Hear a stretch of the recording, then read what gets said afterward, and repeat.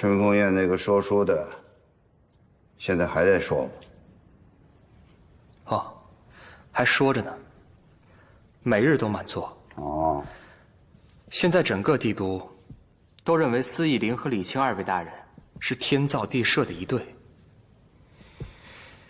不过如此一来，这帝都当中怕是没有人敢对李清大人有意了。你也这么想？是啊，有司义林大人这样的珠玉在前，试问谁还敢不知趣的去讨李清大人的欢心呢？你认为青儿现在的处境如何？抗力之名已远播在外，除非大人再为他指一门亲事，压制众人的口舌，否则李清大人怕是要一直背负着这个声名了。那就好。你能看明白，司义林也能看明白。不过，以司义林大人的性子，他不会任由旁人因他而受委屈的。淄川天心一带里最有本事的，便是帝林、司义林和淄川秀这三兄弟。帝林呢，心思深沉，有时心里的想法，我也把握不住。淄川秀，不说他了，他已经是叛徒。司义林，我唯一的就是希望他能坚持始终如一。若能与青儿携手，便可稳固朝局。哼，这明明是最般配、最合适的一对，他偏偏要让我来操这份心，可真是。大人也是为了他们好，终有一天，他们会明白的。是啊，但愿如此。哎呀，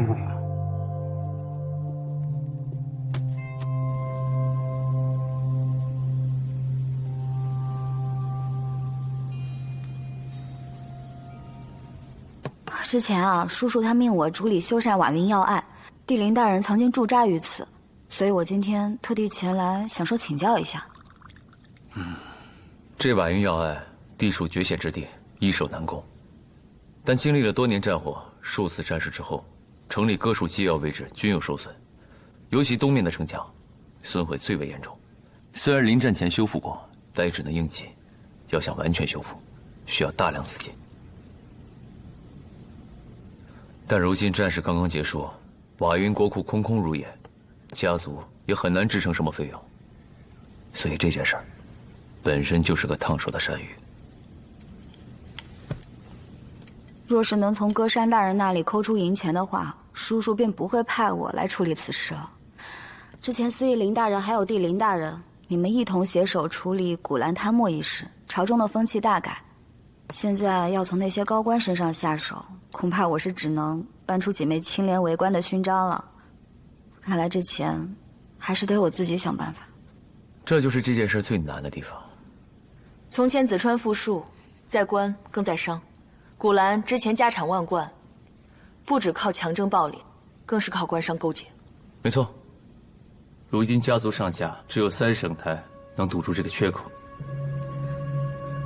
战事结束后，这家族国力大不如前，但3省台的那些贵族们却隔三差五地修建府邸、扩建宅院，所以这钱还得让他们出。我认为这个主意不错，但有一个问题，那些人都是只进不出，若没有点雷霆手段，怕是没那么好对付。宁殿下，有什么计划了吗？发函陈情，先礼后兵。想要从3省台那里抠出银钱的话，自然是不容易，但是也得让他们意识到，他们的那些钱不全是合乎情理的。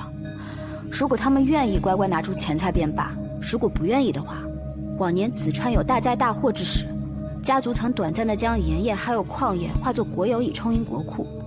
父亲在的时候就曾经这样做过。如果他们不想要再寻旧例，断了自己的财路的话，那他们最好就要拿出诚意。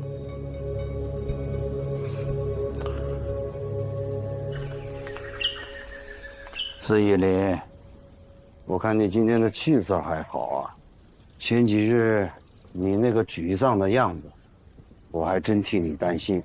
谁想得到，子川之虎还有这一面。哼，让军长大人担心了，我已经没事了。等你活到我这个年纪，你就明白了，没有忘不掉的情，也没有舍不掉的人，都是在跟自己的执念挣扎罢了。哎，那个跟刘峰家交战的战况记录，是属下疏忽了，我立刻就去。不是，我这么说是想告诉你，人家青儿已经替你写好了，你只需到督政司签个字就行。青儿这丫头啊，她就是这样，总是默默无闻的做了，又从来绝口不提。这孩子啊，我是很欣赏的。这次你们收复了3城之后啊，朝野上下交口称赞，又提起你们的婚事。可是青儿却对我说，她叫我不要再提。我问她为什么，她说她怕你为难。可是又有谁对她的委屈去安慰呢？好了，你们年轻人的事儿，年轻人自己想着办，我也就是在这儿唠叨几句吧。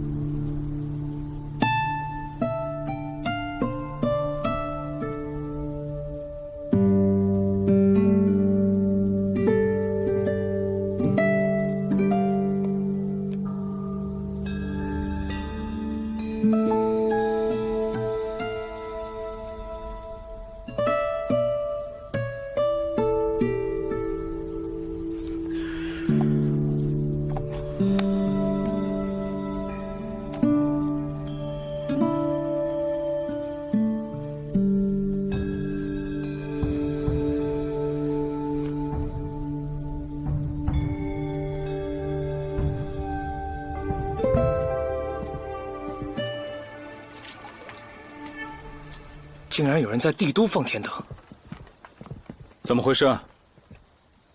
司义林大人，拿过来。大人，这都不知道是什么时候的了。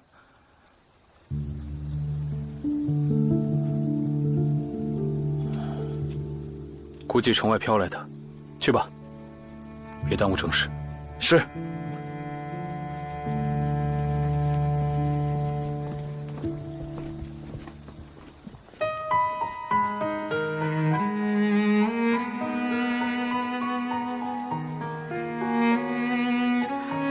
公主大人，是属下失手燃放天灯，我明天会去书律司领罚。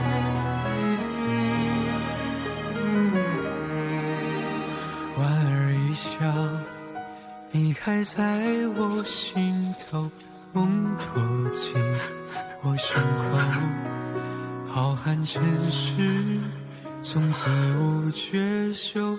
我在你的花路倾尽所有，日月更迭，此爱恨故不休。我只问你，卡丹公主，人生本就是世事无常，聚少离多，还请不要孤独忧伤。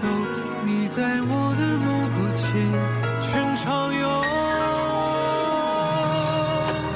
一念成劫，聚少离多，只是不知这世间别离还要经历几多。你在我的红尘里如云似烟，来去有缘，生死虽遥，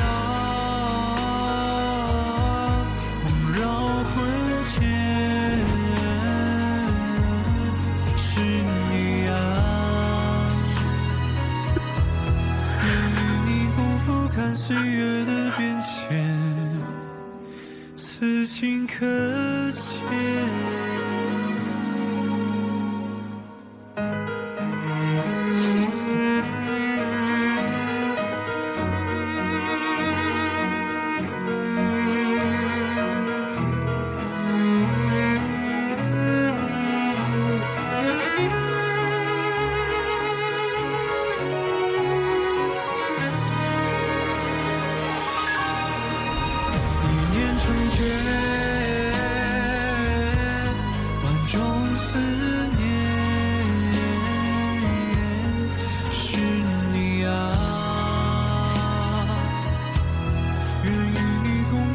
岁月的变迁，此情可见。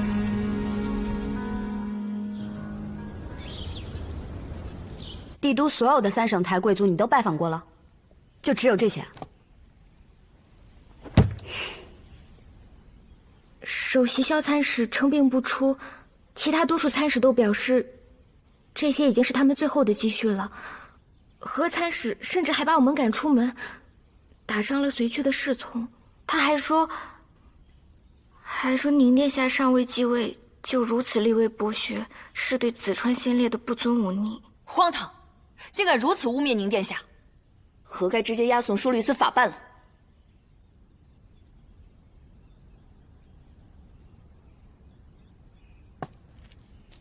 何参使知道，军长大人之所以会派我来办此事，就是因为他无法亲自出面下诏征收银钱。我一无法条支撑，二无权势倚仗，他自然有恃无恐，口出恶言。是我根基太浅了，终究压不住他们。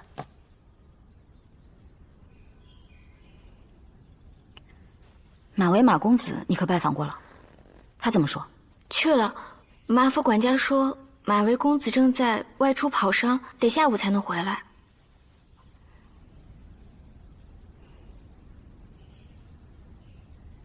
北教，我去一趟马府。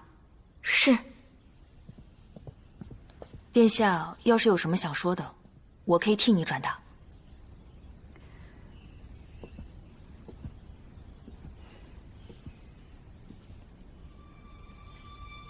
我知道你是怕我遭人非议，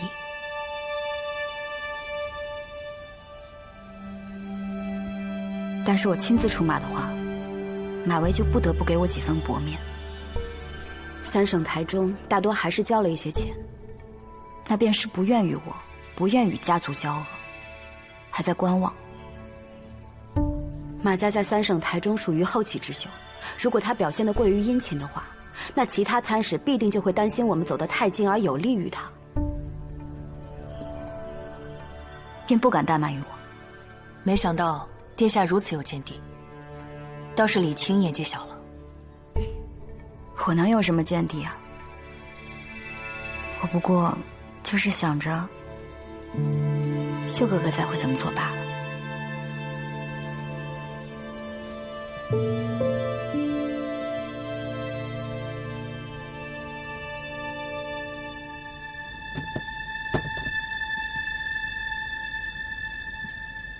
我知道家族要修缮瓦云要隘，宁殿下负责督本，我便连夜跑遍帝都所有城市，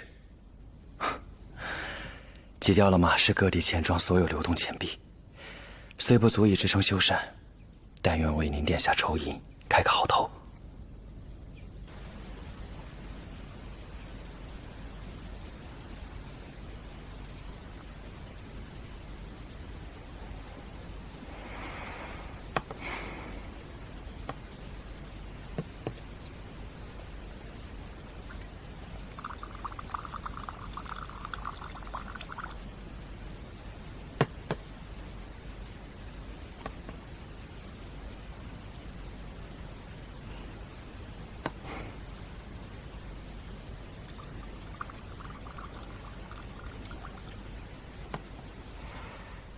早早听闻宁殿下最爱饮桂花茶，去年我便亲自从院中打好了桂花。今日能得偿所愿，马某也很是欢喜。马公子有心了，我爱饮这桂花茶，只是因为幼时与秀哥哥相伴时，他爱喝此物。马某最是欣赏如宁殿下这般用情至深之人，因为马某也是如此。宁殿下专程来此，想必不只是为了马某，可是筹款之事受了些阻碍。回城之时，我也听到些许何参使的忤逆之言。何参使屈我侍从，口出恶言，是为对家族不尊。我欲杀鸡儆猴，以震慑那些不愿解囊的参使。只是这三省台背后的势力盘根错节，甚是复杂，故而想听一听马公子的建议。何参使此举对家族不敬，的确让人心寒。只是马公子但说无妨。若再说下去，马某怕也要如何参使一般僭越无礼了。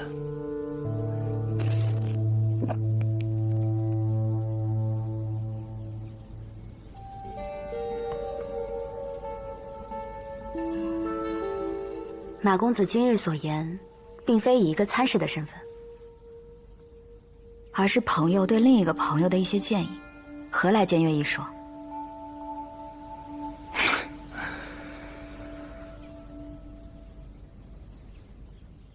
军帐把此事交于宁殿下，一方面是自己不方便出面，另一方面是考验宁殿下是否有身为家族继承人应有的权术，对吗？那么万一，我是说万一，宁殿下借此重责何参使，三省台中其余贵族定会联名上奏，痛陈殿下强征暴敛，不堪为君。殿下该如何自处？毕竟子川并无律例要求商贾们理应为族难捐款呀。如若三省台过半成员以罢商罢工威胁，子川财政不出10日便会土崩瓦解。殿下认为，军长会如何处理？大不了，我就依循旧例，收回矿业与盐业，充作国有。此举倒是合乎旧制，但眼下家族并无误商误盐之部，若真操作起来，没有数年的规划和筹备，短期内定难盈利，恐怕反会导致各地物资不足，再生民乱。那依你所言，这钱我便是无法从三省台这儿筹上来了。自然不是。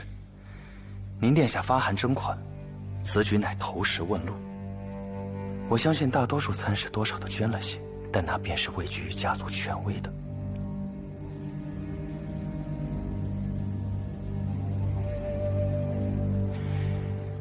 如若宁殿下肯退一步，恩威并施之下，他们也不得不让步。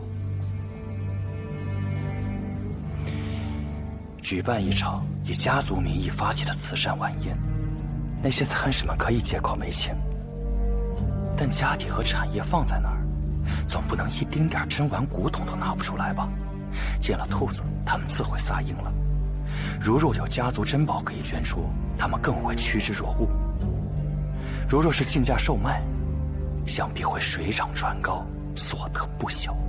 我府上有不少珠宝，皆可捐出售卖，还有爹爹和叔叔也给我赐了不少珍玩。我亦收藏一批名贵瓷器，待会儿我便让下人收拾好，送至公主府。从商之人，攀比心最重，那些参使见我如此慷慨，必定猜测此举日后必有获利，定会踏破殿下门槛，将宝物送上门来。届时，我再与那些相熟的参使分说一二，这风云自然搅动。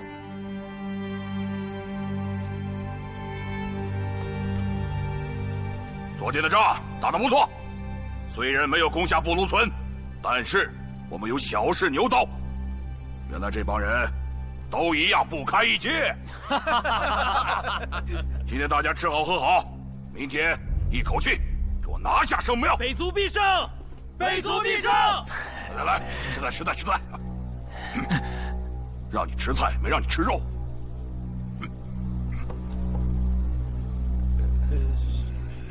如今啊，我们已经打下了大半个远州。如果我们拿下圣庙，那远州这帮乌合之众就没了精神支柱。剩下的地方，我们想怎么打就怎么打。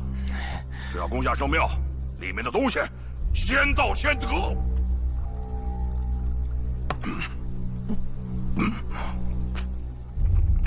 是。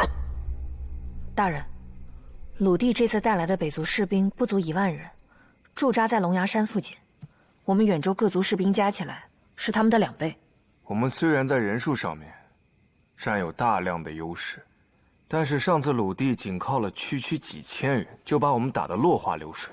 若是再打来，估计他们的目标应该就是布芦村后的圣庙了。虽然这一次不丹长老已经当众命令各族人民团结起来，但是这些人长期各自为战，怕是表面上答应了，但实际是没用的。哎，洛姐，啊，我让你召集各族将领进行战前的分工，怎么样了？我都不好意思说，这个蛇族和这个地人族猜拳定谁守城门，蛇族输了，但蛇族赖账了，翻脸不认人了。还有龙族，龙族本来跟半兽人合作的好好的，可是龙族知道半兽人的补给远远高于他们。你们也知道，那半兽人个个都这样的，胃口多大呀？可是龙族不管呀，就是要粮。如此看来的话，精灵族最识大体。给你们看，这是他们打的小报告。私下报告不像是精灵族的风格。这不是状告，是告辞。写了这么多，其实就说了一件事，说他们能力有限，让我们别管他们。大人，我们猫着腰埋伏了1夜，终于抓了个北族兵。哦，他们有一队骑兵到了这儿，运粮车到了这儿。太好了。他们退兵了？不，他们是要打过来了。头儿啊，咱现在都乱成什么样了，都各自为战了，就算打过来，咱也应付不了，有什么可高兴的呢？这帮人吵得我脑袋都大了，只求一战，一死了之，让鲁地给我们来个痛快的。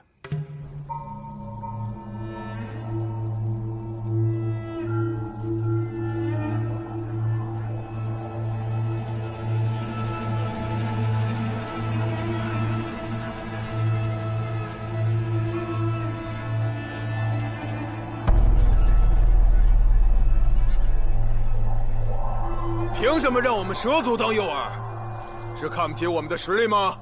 我们能打，我们要站在圣庙前，让北族的崽子们尝尝我们的拳头。我们绝不只是藏在树林里面扔什么石头绑什么绳索。哎，就这种登不上台面的小事儿啊，还是交给精灵族的小家伙们吧。啊，小家伙！我看呀，还是你们龙族去当诱饵吧，打都不用打，只管逃命就行。再说什么？不说什么。别吵了！我相信修大人，看他怎么说行不行？你说。要我说，你们都别打了，各自逃命吧。这怎么行？怎么不行？北族马上就要打过来，你看看你们在干嘛？还在这儿争吵不休。我看啊，你们不如把鲁地请进来，然后把你们这个圣庙送给他，当做见面礼。我们跟圣庙共存亡，怎么能说投降就投降？不投降！好，这是你们说的，那我就把丑话说在前面。我和我袖子营的兄弟们都已经收拾好行李，随时准备撤了。圣庙能不能保得住，远州能不能获得安宁，全在你们。秀大人的意思是，大家想活命的话，都给我闭嘴！兄弟们，我问你们，论移动速度和攀爬能力，有谁比蛇族更强？所以说，除了你们蛇族，还有谁更适合去当诱饵？还有你们精灵族，你们擅长射箭、设置陷阱，我需要你们提前带领大家去布置陷阱。而你们龙族，天生臂力强大，骁勇善战，正是和那些掉入陷阱的北族人与他们正面对抗。我希望这一次，大家都能拿出看家本领，给他们一点颜色瞧瞧。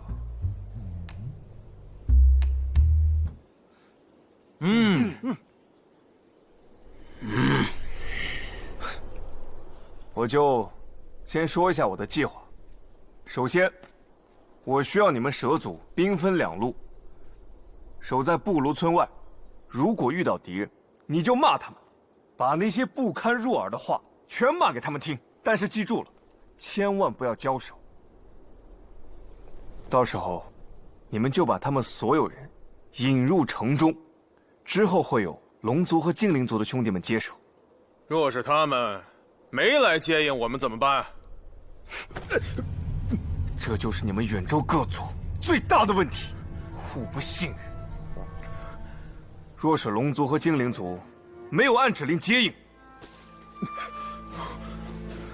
那我们袖子营定会袖手旁观。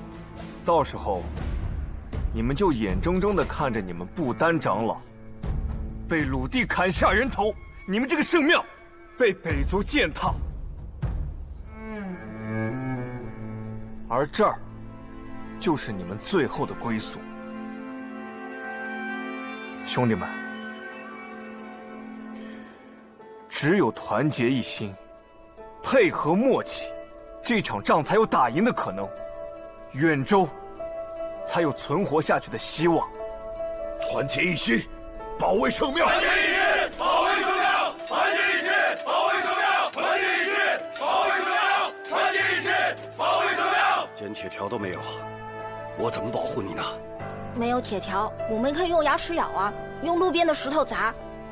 没有武器，用木棍，用铁瓦片，只要能把他们的脑袋上砸出个大窟窿，等打了一仗，我们不就什么都有了吗？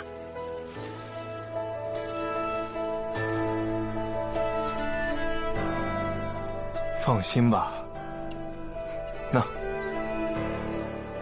一定会胜利的。谢谢修大人，有了这把刀，哪怕是最危险的任务我也能完成了。大人让我做什么，尽管开口。活着。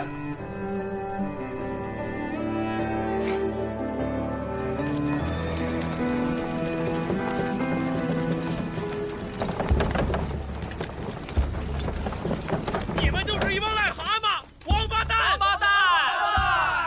你们天生就是一堆数黄瓜的欠拍！你们后天就是数核桃的，你欠锤！欠锤！软蛋！软蛋！软蛋！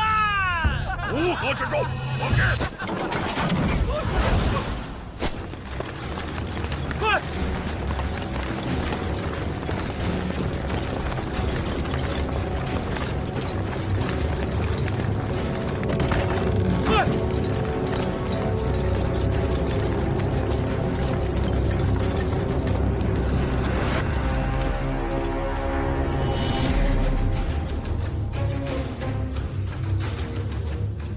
雕虫小技，大家小心，给我仔细搜！搜！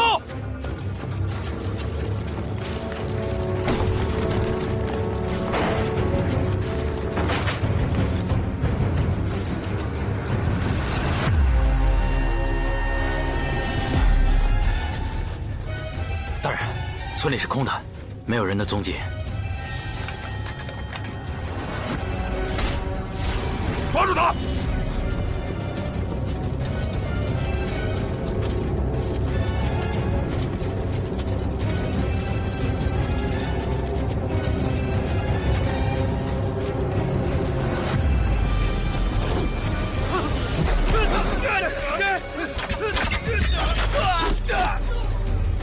给我追！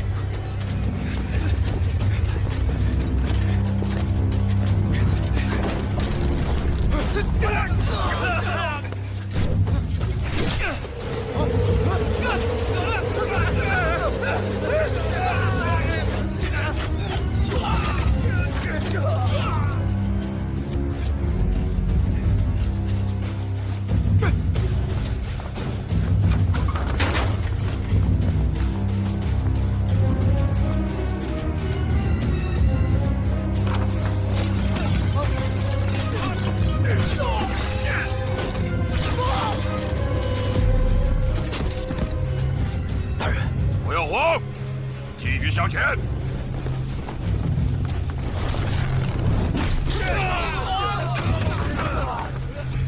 大人，这帮兔崽子，找死！放火烧！烧！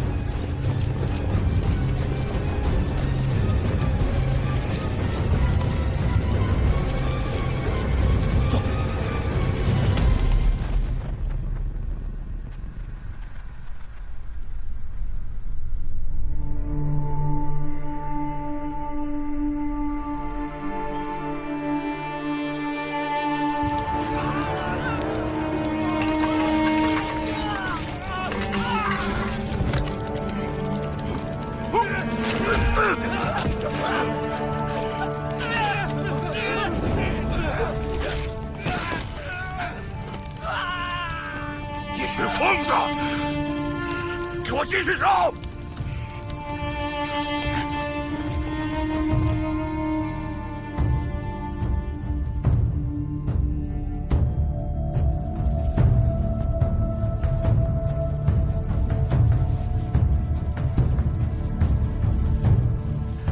陆地这个混蛋打过来了，准备战斗！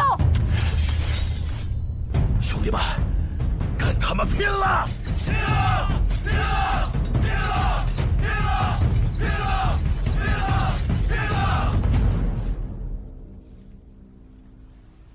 长老，我要不要去帮忙啊？你快躲起来，别出来！哦。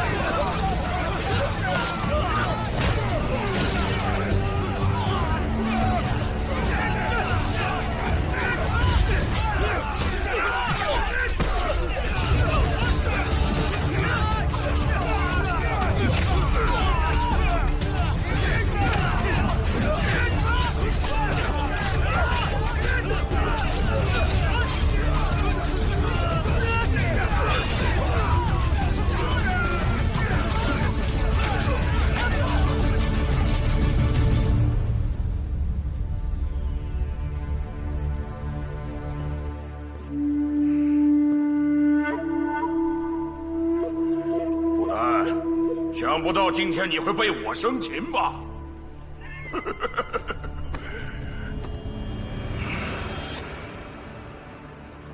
你是？你口口声声说要生擒本长老，怎么不认识了？你不是不丹，你是谁？我是你爷爷。你奶奶！我今天就砍了你的人头，给我爷爷上坟！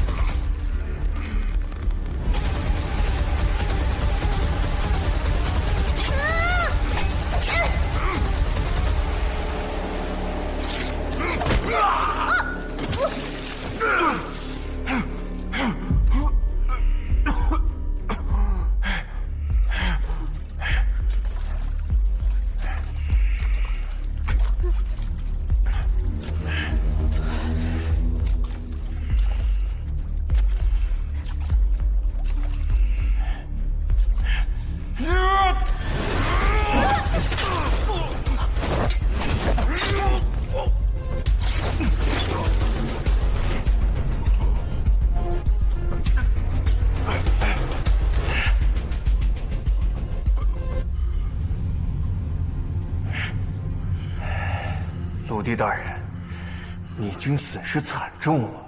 你到底是谁？我是谁，很重要吗？这次是我大意了，想不到远州的这群废物们，竟学会了用战术。败者为寇，你杀了我吧。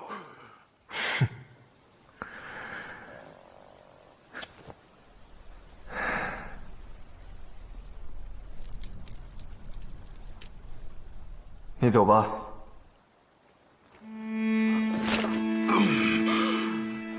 你这次不杀我，下次我一定杀了你。好啊，这个东西我先替你保管了，下次见到我的时候记得来拿。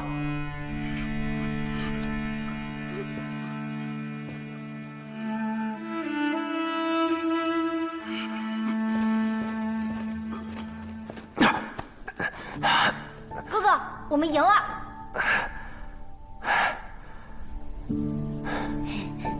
你真勇敢。不丹长老，我们赢了。你们出去吧，去接受大家的鼓励和欢迎。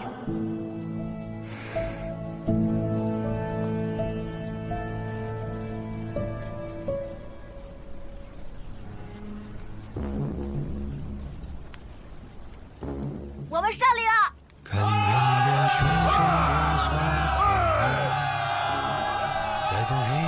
邱大人，请接受我们的祝福吧。哎，出去！要干什么呀？秀川大人，他们的热情都太高涨了，你就尽情享受一下被崇拜的光辉时刻吧！啊，好，你可别掉下来啊！掉下来我再给你补一脚。就是，别担心，我替你算过了，你不会灭葬于此，还有更伟大的光辉事业等着你完成的。再来一支！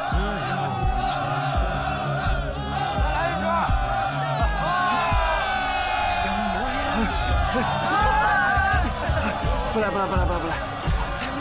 大人，我是布鲁吞德烈，我杀了一个北族指挥官。好。大人，我杀了一个，打伤2个，活捉1个。我是舍祖里奥，我缴获了他们的旗帜和几把武器。大人，记住我的名字，我是龙族的布乔。好，你们都是英雄。好，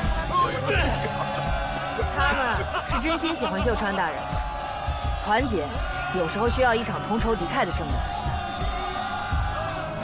其实今日啊，并不是我带领他们胜利的，而是靠他们自己，靠他们对这圣庙的信仰，靠他们对这片远州土地的热爱，所以才取得了今天的胜利。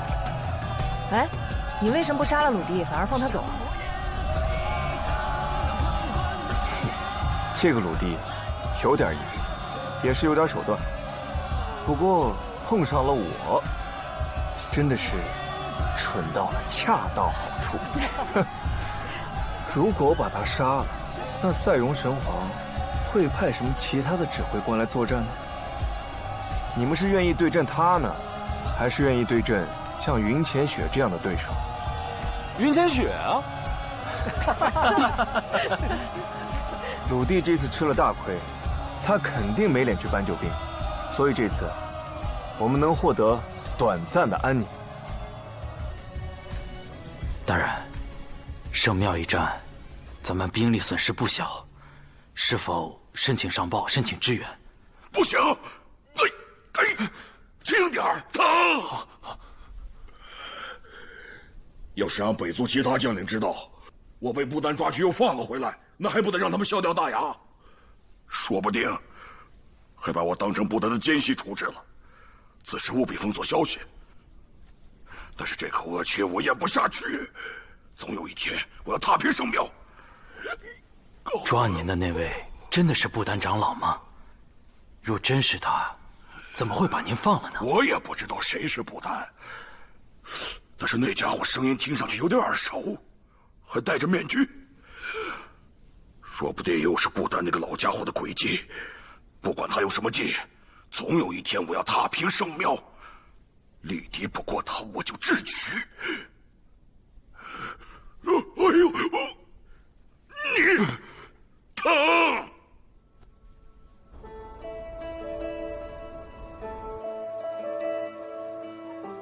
如果远州各族团结起来，各执所长，这才是守护远州的长远之道。我紫川秀属于远州。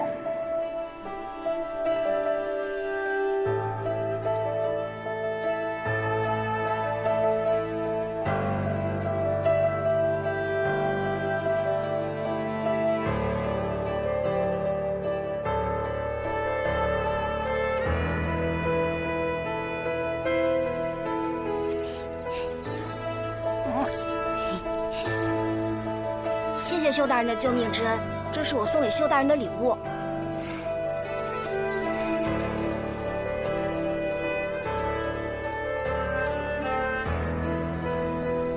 驱除黑暗的王者，普照天下的光明。圣庙流传的神旨预言，今朝终于实现。从今日起，他就是远州的光明王。他将带领所有的远州人民重获自由。光明王，光明王，光明王，光明王，光明王，光明王，光明王。不丹长老，我帮大家打赢这场仗，并不是为了当什么光明王。阁下，你在最危急的时刻拯救了圣庙。我代表所有的远州人民，向你表示致谢。今后，如果你有任何需求，我们所有远州人民必将赴汤蹈火，以报大恩。嗨，长老言重了，对不起啊。抵御北族入侵本来就是我们的使命，如今北族已经撤退，他们也见识了我们远州人民的强大，所以啊，短时间内他们不会再入侵圣庙了。我先走了。一切才刚刚开始。正如你所说，我们有军队，有武器，有支持我们的民众。我们缺少的只是一位统帅，正如今日一般。你这样的统帅。可您是远州人民的领袖，他们敬重你，相信你，您可以当他们的统帅。我老了，我的身体不能带领他们征战，也不能带领他们抵抗残暴的北族。那您可以在远州部队中找一个合适的军官吗？我们不缺少斩将夺旗的英雄好汉，也不缺少冲锋上阵的猛将。我们缺少的是受过正规军事训练，能冷静地审时度势，意志坚定又勇敢果断的统帅。紫川秀阁下，我希望你能帮助我们。我会召集所有的远州士兵联合起来，成为联盟军，由你全权指挥，带领远州共同抵抗北族。我们远州人民距离自由已经太过遥远。圣庙神旨预言，我们苦苦忍耐，终有一日，一位光明王的出现，为我们拨开了黑暗。那时，我绝望恳求圣庙里的鹰猎之时，你推门而入。你就是预言中的光明王，唯有你能带领远州重获自由。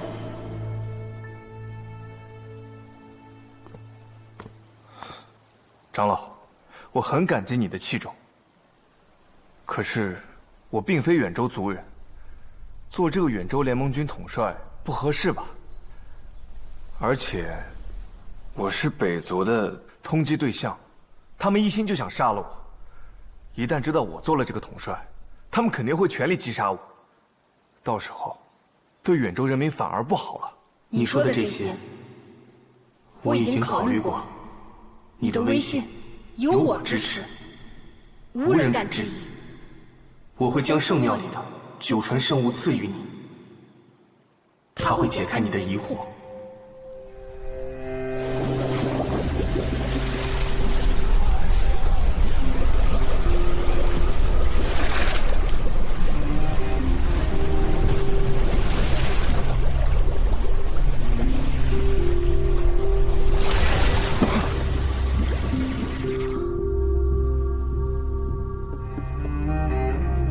将不遗余力的助你成为远州的王者。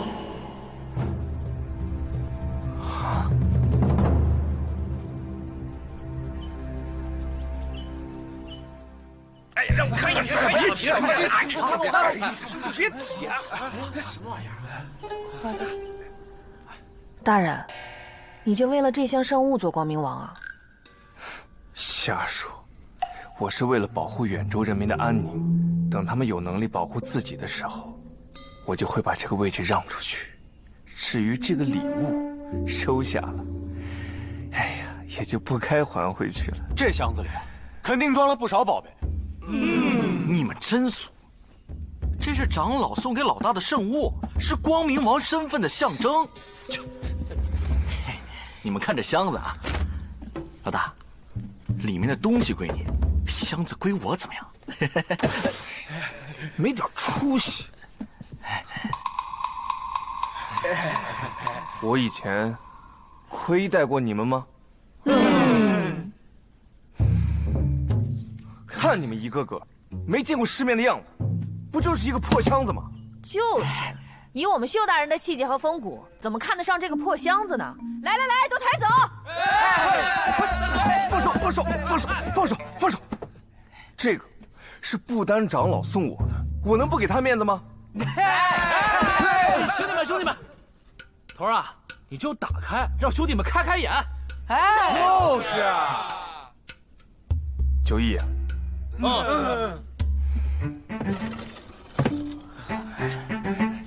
看好了。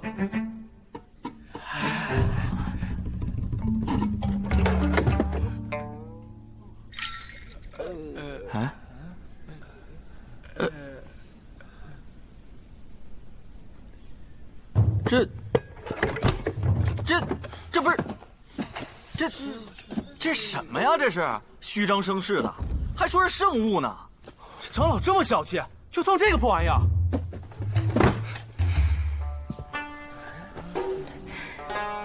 想后悔也晚了。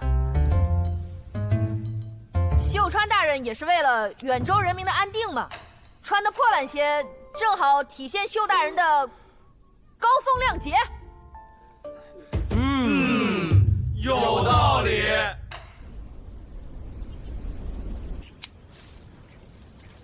瓦云修缮一事正在稳步推进，宁殿下这回干劲儿十足。瓦云要爱一事一直是悬在我心里面的事情。我听闻马维这小子帮了不少忙。是，各参使本来持着观望的态度，何参使率先出言不敬，宁殿下这回是头一次受到如此的恶言侮辱，竟能隐而不发，实在难能可贵。无能者才多怒，忍下恶气先达目的，再徐徐修剪，方是为君之道啊。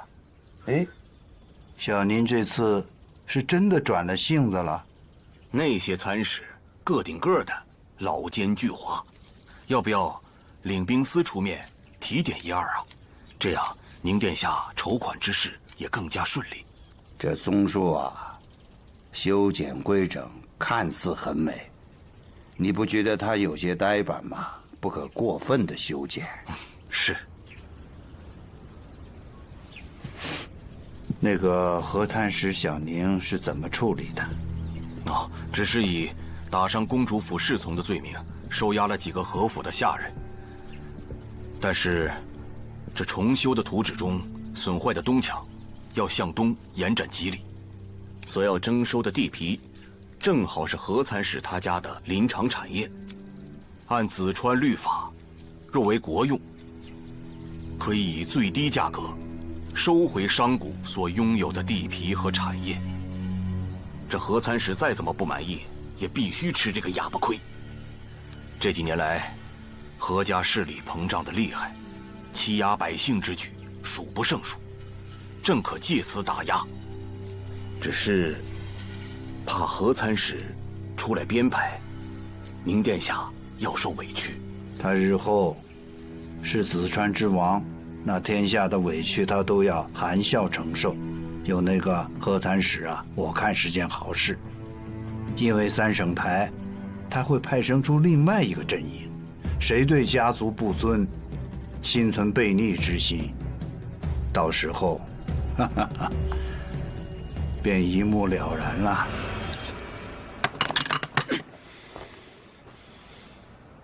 这丫头厉害啊！哎，更可气的，还邀请我参加什么晚宴？这是要把我的家产掏空不成？宁殿下还是顾及何参使的颜面的。你说了那样大不敬的话，他不也没敢直接问罪于你吗？怎么，还让我去杀头？他来好了，他爹、他叔叔，哪一位不对我何家礼遇有加？他还没当上军长呢。各位参使，如今征收我一人的地皮，难道他就不能任意拿捏你们的家业吗？几位参使本在远州都有封土和产业，可和谈之后尽失于北族，可谓损失惨重啊。家族呢，并未给予一分一毫的补偿，如今为那城墙又伸手向我们要钱，怎么把我们当成家族的引号了？唉，王阁参使，您怎么说？我有什么好说的？天下之大，莫非王土。家族本就有为军士收缴地皮之权，更何况这次晚宴，也是全凭各位参使自愿，是利是弊，尚未可知。王阁大人，你所辖都在帝都附近，来日真要是征地，也征不到你的头上。我听闻马参使刚把瓷器送到公主府上，王阁参使便也巴巴地送上了不少家当。你可小心了，别做了一辈子的老狐狸，被一个小兔崽子给算计了。各位大人稍安勿躁。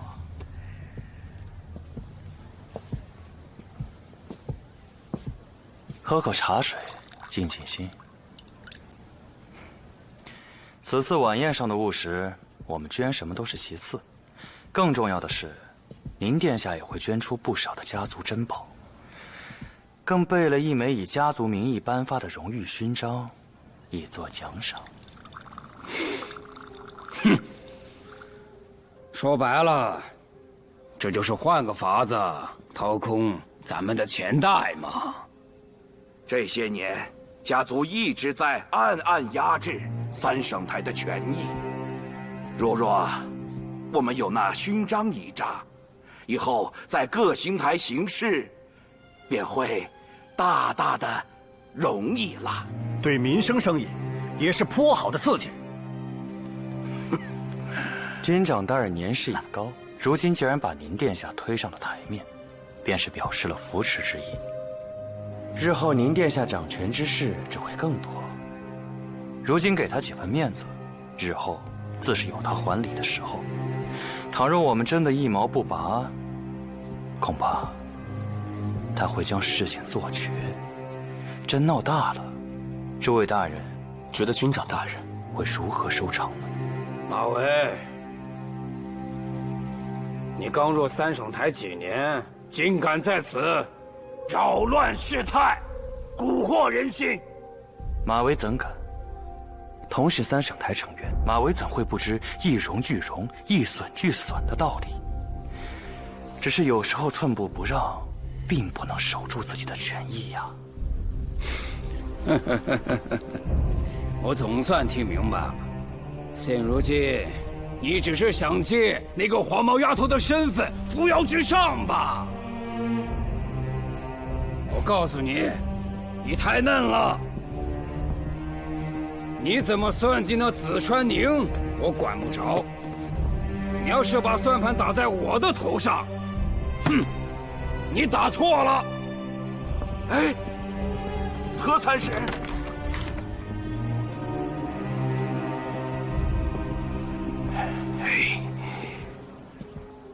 马参使，你今日之言，果真吗？马某是各位的晚辈，又向来敬重各位，若所知不实，怎敢相告？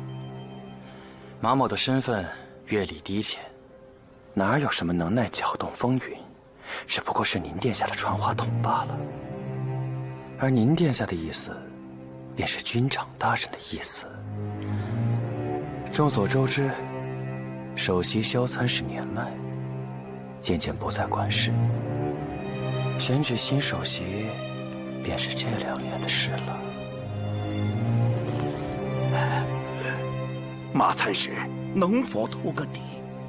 要拿到那枚勋章，得备多少金银，配足几样物件呐？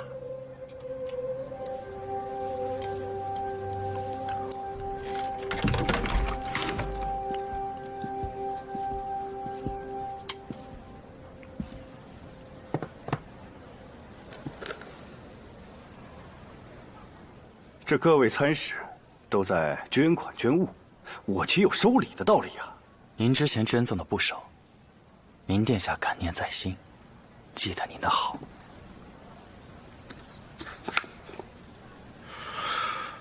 殿下真是出手阔绰呀！要我做什么？不妨直言。此次慈善晚宴是竞价制，要完成瓦云要隘的修葺，至少还有5万金币的缺口。您殿下不想场面冷清，参使可明白？怕只怕无人买账，我反而尴尬。眼下已有人对那枚勋章势在必得，若有万一，我也断不会让您来买单。如此，殿下既然信得过我，那我就全力配合。汪阁参使是最先慷慨相助之人，无论是殿下还是马某，皆感念在心。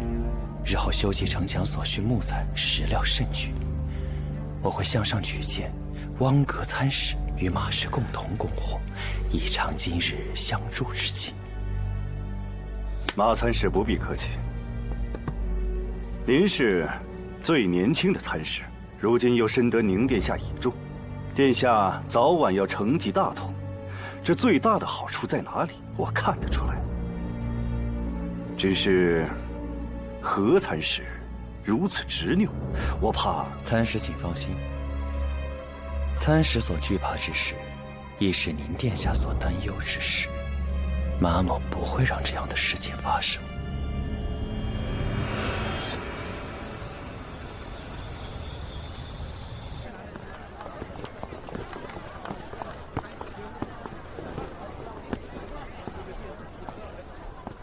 司义林将军也来参加晚宴。嗯。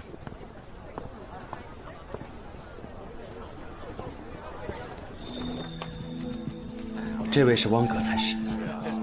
宁殿下。汪阁参使。这位是方参使。宁殿下。方参使。还有这位刘参使。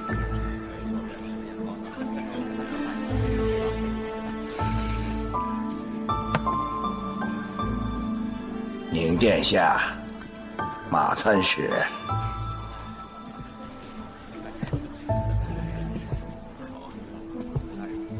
大哥，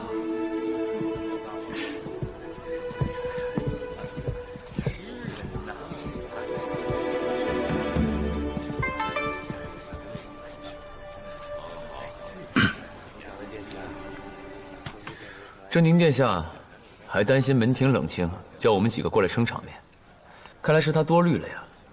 嗯，你这个赔钱带兵的人，那点响银都贴补了部下，这次你捐了什么？马鞭，补品。什么补品？皮的，能吃吗？吃什么呀？用的那个。哎呀，就是当年在远州武堂骑术比赛得冠军，远兴大人给的那根。马鞭呐。哎，那你也太大方了吧！这么有意义的东西，说捐就捐了。但你看看这帮人啊，他们可不一定识货。我来的路上，就看到运这些东西的马车，当时就在想，这马维也算厉害了，能把这些人全都聚在这儿，还能心甘情愿地买这些东西。这些把件对于这些参事来说，只是把玩之物。410将军的皮鞭虽然不值钱，但是意义非凡。若论心意，没人比410将军更慷慨了。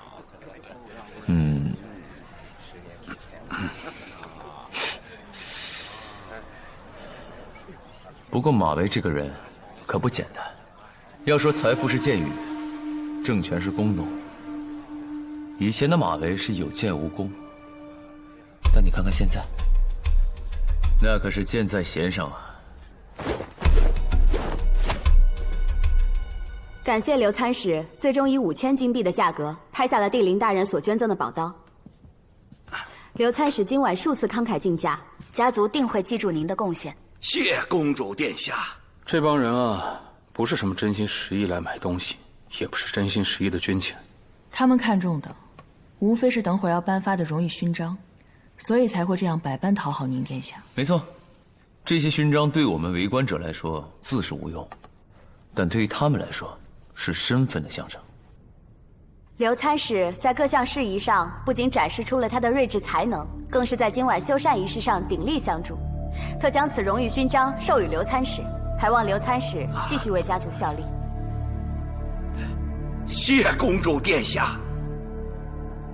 此外呢，还希望大家一起举荐一位负责人，调用善款，用来修缮瓦云要隘的各项事宜。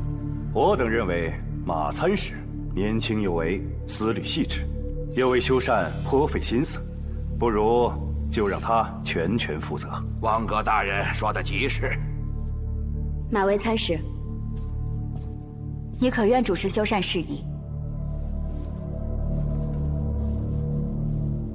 您殿下所托，在下定当尽力而为。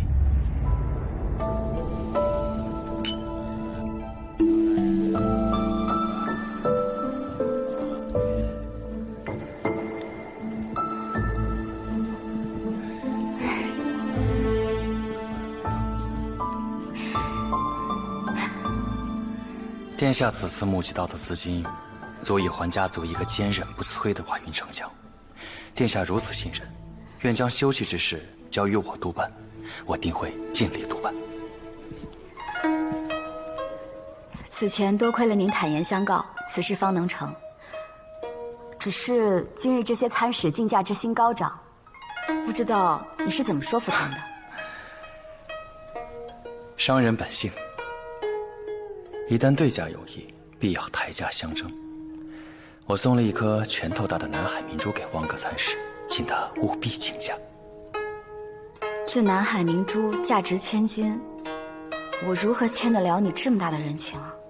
金钱可买者，终究是些俗物，有何可惜啊？殿下若不愿相欠，今夜明月清朗，我想请殿下赏月小酌一杯，可好？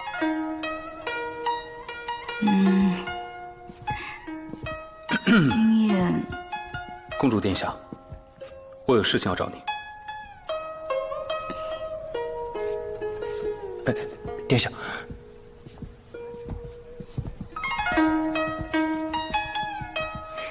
帝陵大人今晚可尽兴啊？非常尽兴，见到了帝都这么多有钱人，还见识到了三省台蝴蝶穿花般的社交本领。你刚才捐的那把刀，我是真喜欢。若不是刘参使一早就跟我说好，让我不许抢，我宁愿出更高的价格得到它。这把更好，你要吗？如果帝陵大人肯割爱，我愿出8000金币。只是成交。哎，忘了告诉你，这把刀是杨明华亲自给我打造的。不过没关系，一把刀而已，我不在乎。希望你能喜欢。8000斤。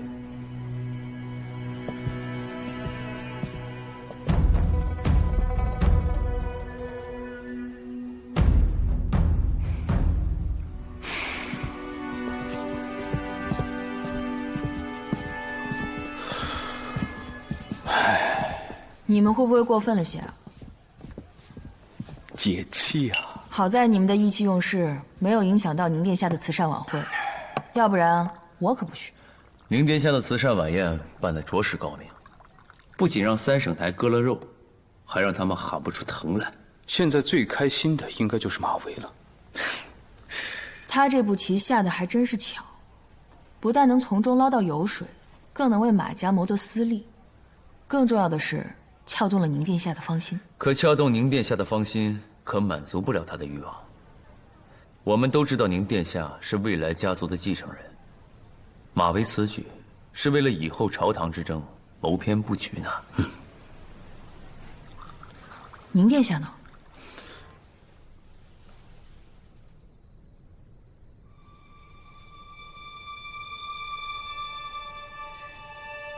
马公子今日鼎力相助，辛苦奔波，我心里记下了。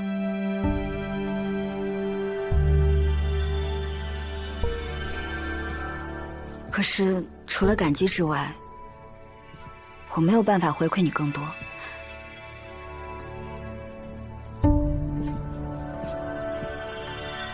你可明白我的意思？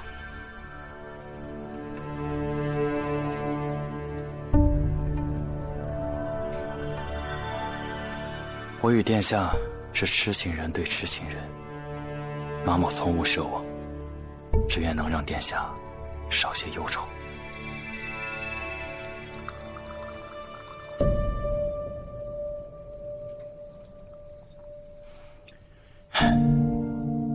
为何大家都说酒能忘忧？也许是因为人不愿忘记，所以才寄托于酒馆。马参使说错了，饮酒并不会让人忘忧，只会让人迷失心智，所以还是少饮为妙。殿下，夜黑风寒，饮酒伤身，我送你回府吧。殿下忙了这么多天，今夜终于大事落地，李卿大人何苦扫兴？我的职责是负责保护殿下，如若马大人觉得扫兴，还请海涵。殿下，马参使和宁殿下在此喝酒，有什么可担心的呀？李大人未免也太不懂情趣了，怪不得亲师受阻。男女之间两情相悦，婚事方可幸福。卿阁下不过是没有找到有缘之人而已，何来亲师受阻一说？宁殿下尚未定亲，想必是不在乎这些。退婚事小，名声事大。堂堂军长大人的义女被沦为弃妇，淄川家颜面尽失，更是辜负了军长大人的一片心意啊！你，李将军果然出手不凡，风情不俗。如果要像马参使和宁殿下这样，多赏赏月，多饮饮酒，怕也不至于此吧？谁在这儿大放厥词呢？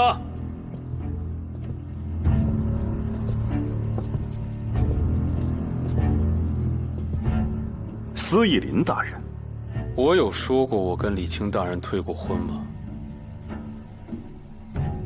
没有吗？我告诉你，如果再让我听到有谁来诋毁李清大人的清誉的话，就休怪我刀剑无眼了。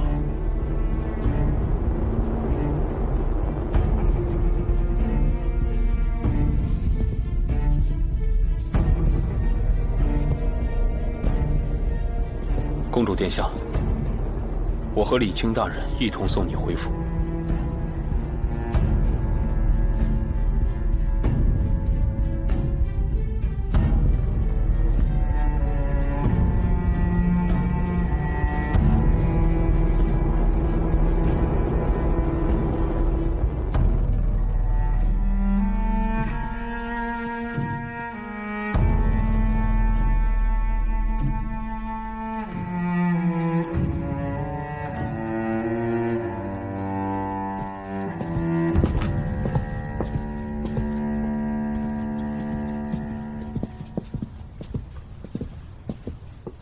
司仪林大人，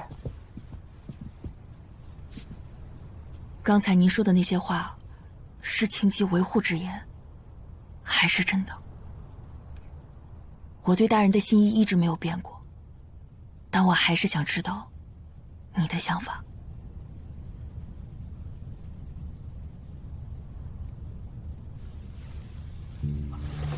那年你奇术夺冠之时，我站在远信大人的身侧，我看呆了。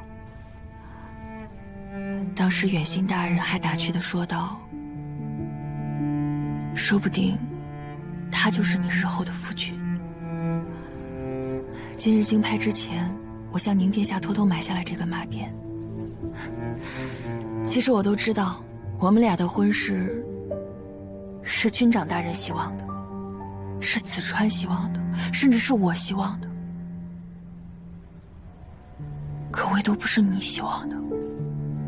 之前军长大人问了我很多次，如何看待这桩婚事。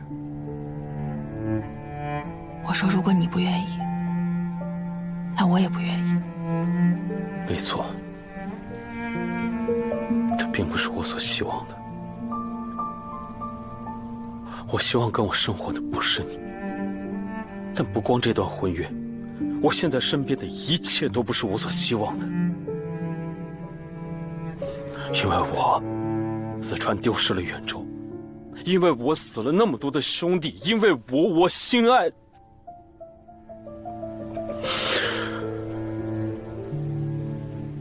对不起，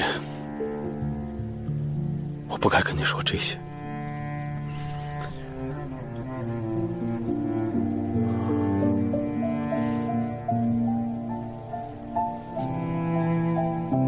但无论如何，我会跟你成婚，我会活成大家希望的样子。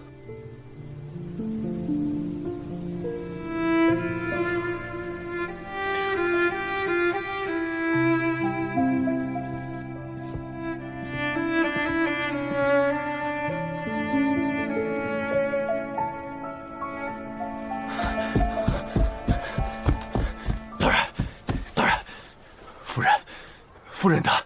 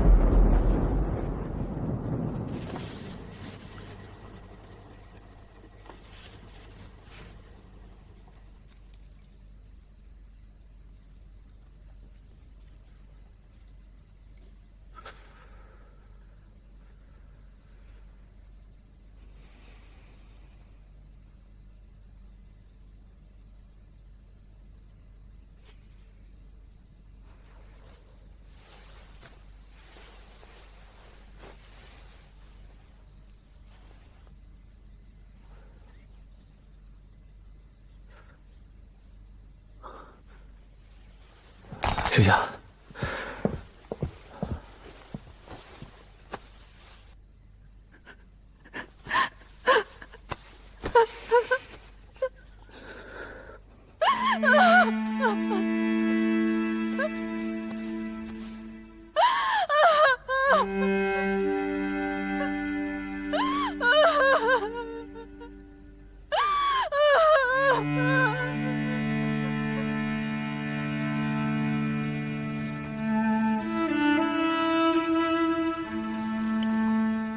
只要你好好的，就没事。可是我们以后，也就是我们。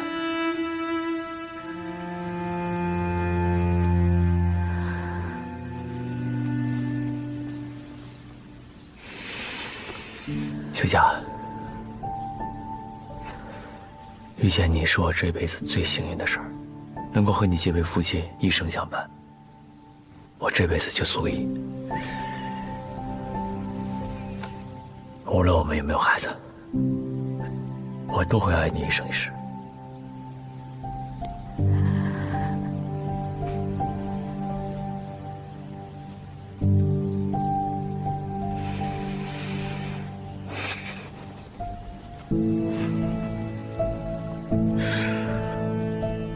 相信我。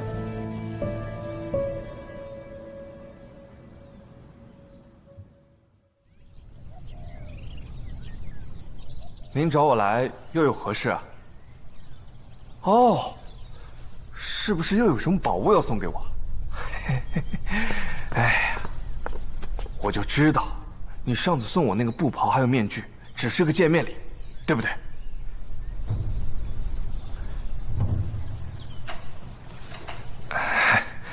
咱们都这么熟了，你是不是还有什么更加厉害的藏着掖着呢？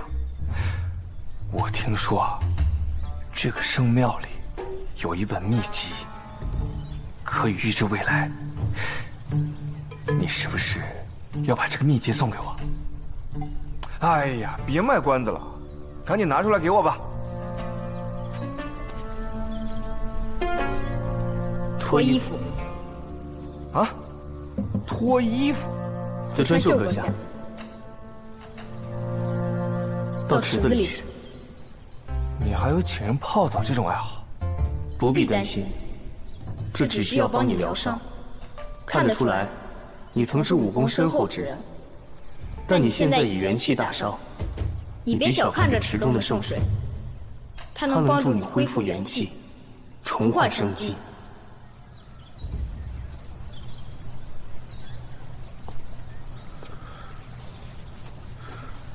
这圣水既然这么神奇，你怎么不多泡一泡呢？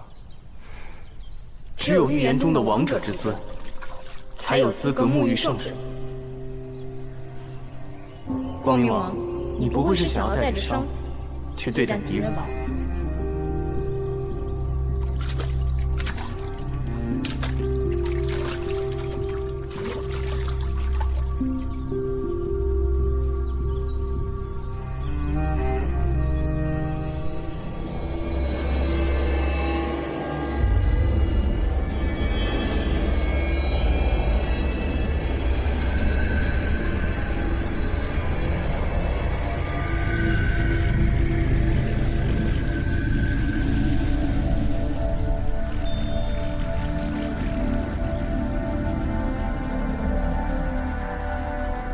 长老，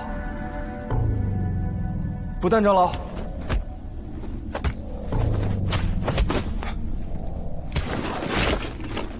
大哥，二哥，别打了！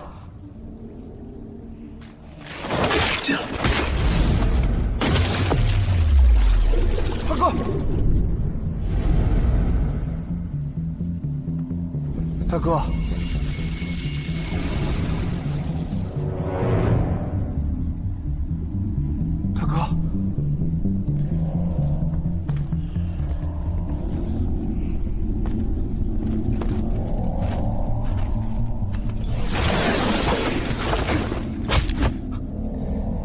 大哥，我是三弟啊！大哥，我是三弟啊！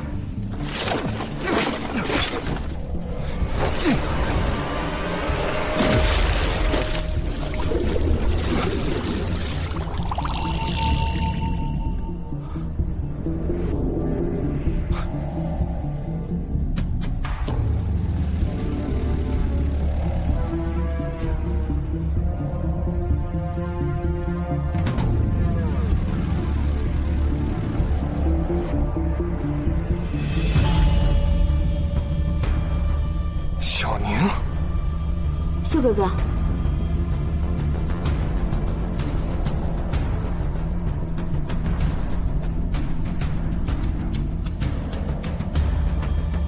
三弟，照顾好自己，家族就拜托你了。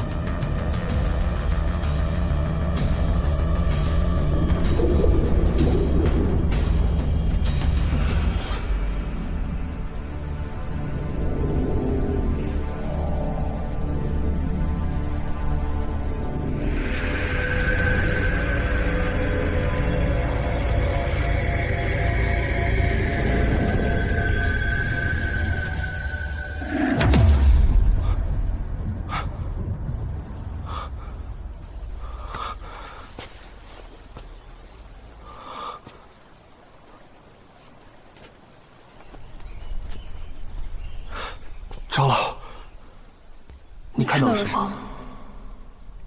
我刚才好像睡着了，我还做了个梦，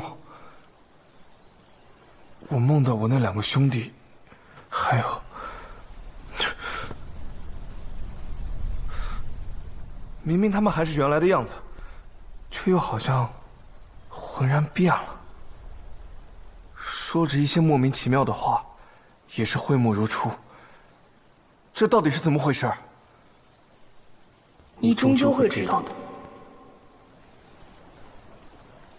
不是说圣庙的神力可以预见未来吗？我怎么没有预见未来啊？我未来到底会不会发财啊？你是圣庙预言中的光明王，恐怕你已经看到未来了。但还无法看清它，不要紧，这只是时间问题。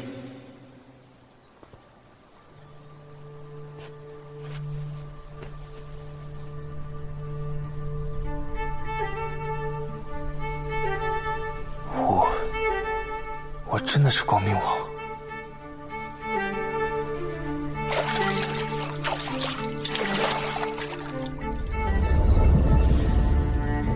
你是圣庙预言中的光明王，你将会给远州人民带来光明，带领远州人民重获自由，脱离黑暗。如今，我已下令将远州各本土部队以及人民自发而成的庶民营联合起来，成立远州联盟军。他们正在各地向圣庙集结而来，他们是远州最为精锐的力量。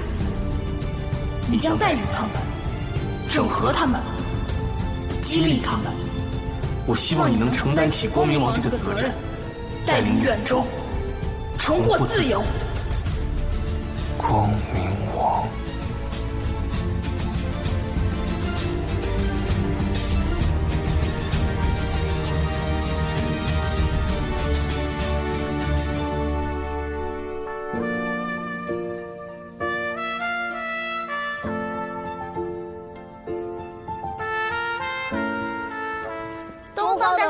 遮蔽蓝色天空，年轻的猛虎在灰河岸咆哮，驱逐黑暗的王者，普照天下的光明。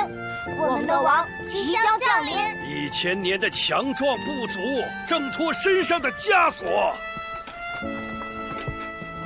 见到撕破黑暗的曙光。